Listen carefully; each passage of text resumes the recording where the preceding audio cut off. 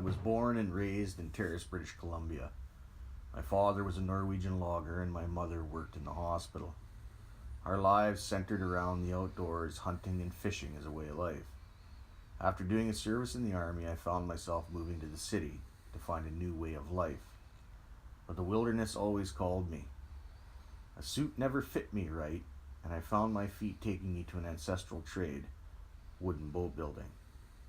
I now own a home in Hope and have returned to the embrace of Mother Nature as a hunter and fisherman. Mind-boggling.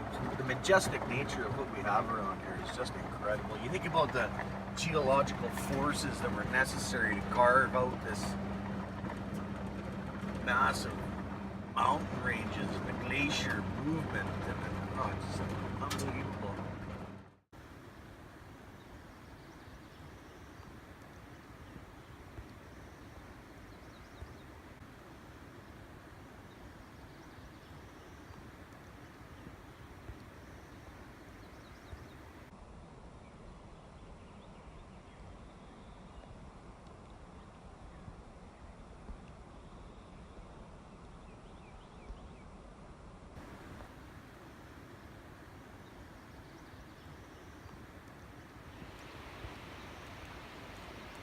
So I developed my passion for the outdoors, hunting, fishing, through my father.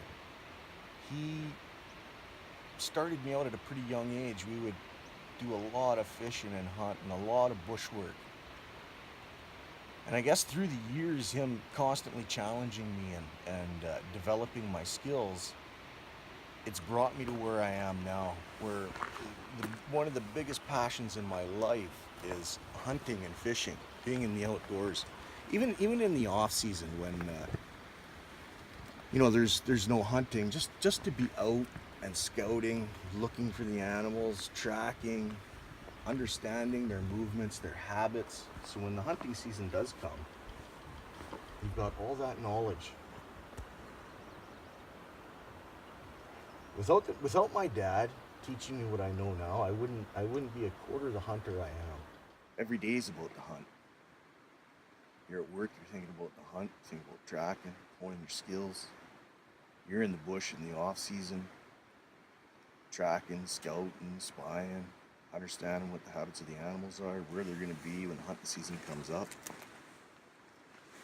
It's a lot of work. Pulling the trigger's the easy part. It's getting on the animals, understanding the habits, knowing where they're going to be, where they're not going to be. And now I've got kind of my wife is getting into it, and she's learning the passion for hunting and stuff too. And I think one of the things that I enjoy the most about it now is passing that knowledge on to a new generation and watching them develop as hunters and outdoorsmen and become successful and venture out on their own and start doing their own thing, and then passing that knowledge on again to the next generation or those that aren't as knowledgeable but want to get into the sport. And the other thing is, I mean, look at where we are. This is the seat of God out here. You know, you leave the city and the smog and all that stuff behind, and all you have is the peace and quiet sound of the animals and the birds, the wind, the rush of the water. Invigorates you, makes you feel alive. A lot of people feel that, non-profit organizations and stuff like that are the main driving force behind conserving our wildlife and our forests and our rivers and our streams and our fish. And that is a misconception. The greatest contributor to conservation are hunters and fishermen, the people that utilize the outdoors, the people that pay for their hunting tags, the people that pay for their fishing licenses. And these are the guys that are really the economic machine behind preserving all this stuff. And it's unfortunate they don't get more recognition for that. It's becoming more and more that hunters and people that live off the land are discriminated against, and that's wrong. They're talking about wolf culls now, and it's a very important aspect to conservation and keeping a healthy species. Now, a lot of people talk about, oh, well, the hunters are taking more, and that's why there's, the predator. Yeah, it's an equilibrium, and there are hunters, yes, but when a predator population gets out of control, like wolves, for instance, when the wolf population gets too high, the moose populations, deer populations, even the bird populations really suffer. And keeping that equilibrium in check is vital for a healthy ecosystem. Now, I know a lot of people talk, oh, well, it's unethical to be doing this, but I believe it's unethical not to be doing it. I think it's our responsibility as hunters and guardians of nature to ensure that there is a correct balance out here. For instance, if you get a large wolf population, they start killing off all the young. And if you start taking out the new generations, it's only a matter of time before there's no animals left. So I wish, people would come out and understand exactly what's going on out here before they make an opinion and start discriminating against hunters. It's very dangerous out here. The animals that are out here, like cougars and bears especially, are very dangerous. You startle a bear, you come into contact with an animal like that and you startle him, and he's 50 yards, you got literally seconds to react. And generally most people don't see them, and they're on them before they can do anything, which is why it's so important to be very aware of your surroundings. Always have your head on a swivel, always be aware, always be listening. Stop for a couple of seconds when you're walking and just listen. The only thing that separates us from being at the bottom of the food chain out here is the fact that we have rifles and gunpowder. Without those, we're just basic prey to these animals.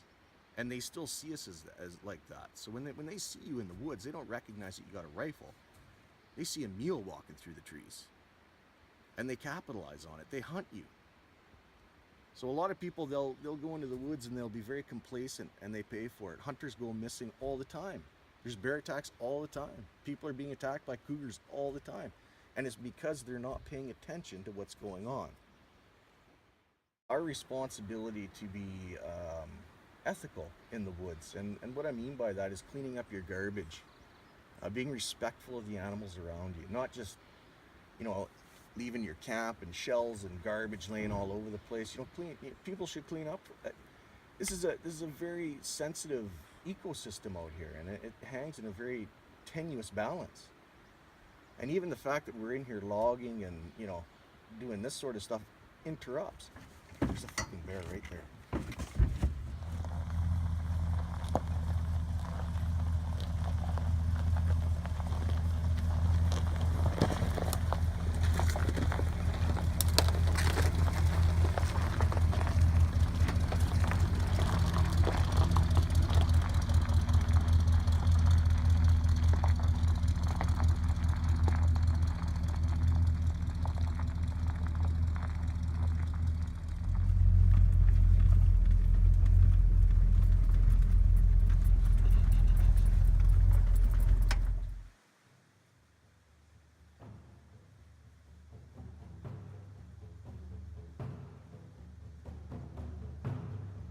I find myself with a foot in both worlds, one being the city, one being the wilderness.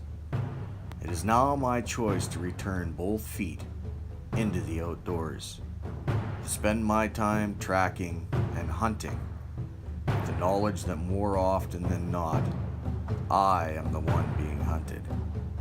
It is a special feeling to disappear back into the wilderness where I was raised.